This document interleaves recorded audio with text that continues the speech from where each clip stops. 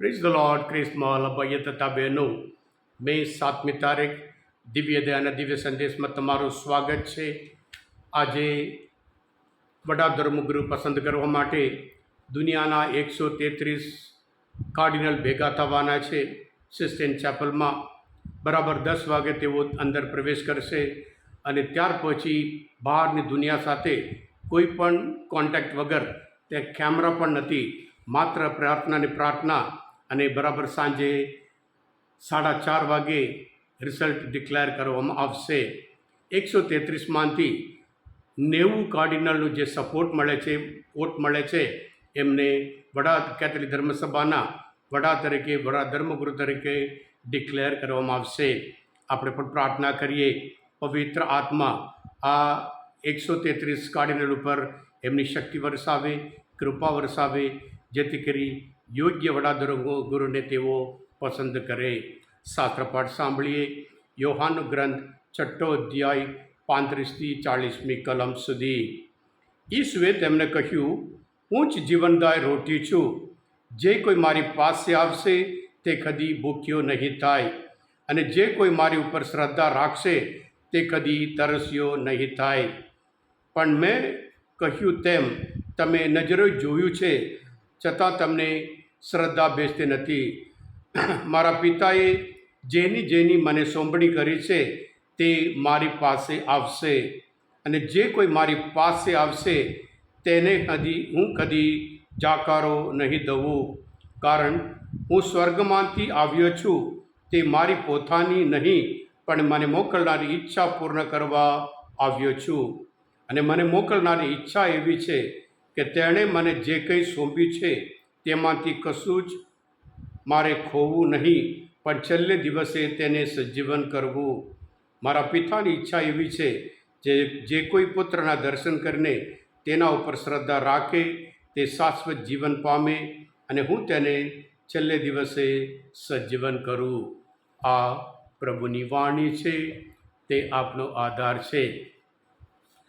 ક્રિસ્મલ ભાઈ હતા બહેનો, ગઈકાલના શુભ સંદેશમાં આપણે જોયું હતું, લોકો પ્રભુને પૂછે છે, અમને એ રોટી સદા સર્વદા આપતા રહો પ્રભુ. એટલે પ્રભુ ઈસુ એમને જવાબ આપે છે.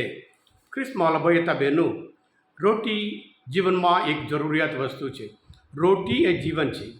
જેવો ખોરાક એવું જીવન. આ યહૂદી લોકો જ્યારે મિસ્ર દેશમાંથી બહાર આવ્યા, મહાપ્રસ્થાનના ગ્રંથમાં 16મો અધ્યાય જોઈએ છીએ, ત્યાં એમને માટે ખોરાક નહીં.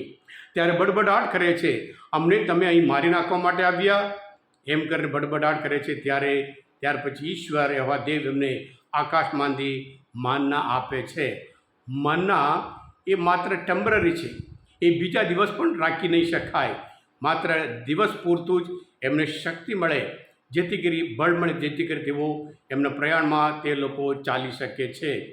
એટલે પ્રભુ ઈસુ પાસે પ્રભુ ઈસુ મોટો ચમત્કાર કર્યો, અને એ લોકો હવે ચમત્કાર નહીં, રોટલામાંથી એ નહીં, પણ જેવી રીતે મોસેએ કર્યું હતું એવો ચમત્કાર કરવા માગણી કરે છે. એટલે પ્રભુ કહે છે, મોસેએ નહીં પણ મારા પિતાએ તમને મન્ના આપ્યું હતું, એ દિવસ પૂરતું છે.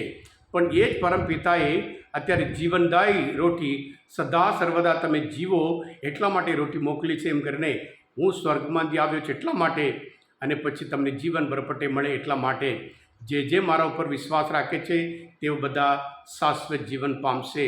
ખ્રિસ્તમાં ભાઈ હતા બહેનો, આજના શુભ સંદેશમાં ઈચ્છા એ શબ્દ 4 વખત આવે છે, અને પછી શ્રદ્ધા એ 3 વખત આવે છે. શ્રદ્ધા એ ઈશ્વરની ભેટ છે.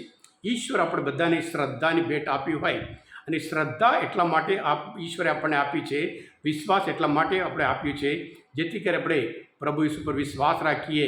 અને પ્રભુ ઈસુ ખ્રિસ્ત એ જીવનદાય રોટી છે, એમના ઉપર વિશ્વાસ રાખીએ. અને સાથે સાથે પ્રભુ ઈસુ સ્થાપેલા જે પરમ પ્રસાદમાં સાક્ષાત ઈશ્વર, હું સદા તમારી સાથે જ વચન આપ્યું છે, એ પ્રમાણે એ વચનમાં એ વચન દ્વારા એ પરમ પ્રસાદમાં તે હાજર છે. એટલે જેવું જીવન એવી રીતે આપણું, જેવો ખોરાક એવી રીતે જીવન.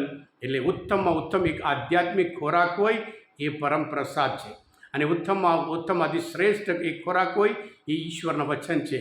એટલે આ વચન, આ પરમ પ્રસાદ અને સાથે સંસ્કાર દ્વારા જેવી રીતે મુસાફરી માટે પ્રયાણ માટે ખોરાક જોઈએ, આ ખોરાક આપણને શાશ્વત જીવન સુધી પહોંચાડશે અને પ્રભુ આપણને ગેરંટી આપે છે એ છેલ્લે દિવસે આપણને સજીવન કરાવશે. આપણે પણ પ્રભુ પર દ્રઢ વિશ્વાસ રાખીએ, એ શાશ્વત જીવન જરૂર પ્રાપ્ત કરીએ. હા ક્રિસ્મા ભાઈ બહેનો, આજના મન ચિંતન શાસ્ત્ર પાઠ સમજવા માટે પ્રભુ વિશને ઓળખવા માટે મદદ થયા હોય તમે બધે દિવ્ય ધ્યાન દિવ્ય સંદેશ સબસ્ક્રાઈબ કરજો અને બીજા માટે પણ ફોરવર્ડ કરજો, કારણ તમે બધા આશીર્વાદિત છો, અભિષિક્ત છો પ્રભુ ઈસુ. હું તમારામાં વિશ્વાસ રાખું છું.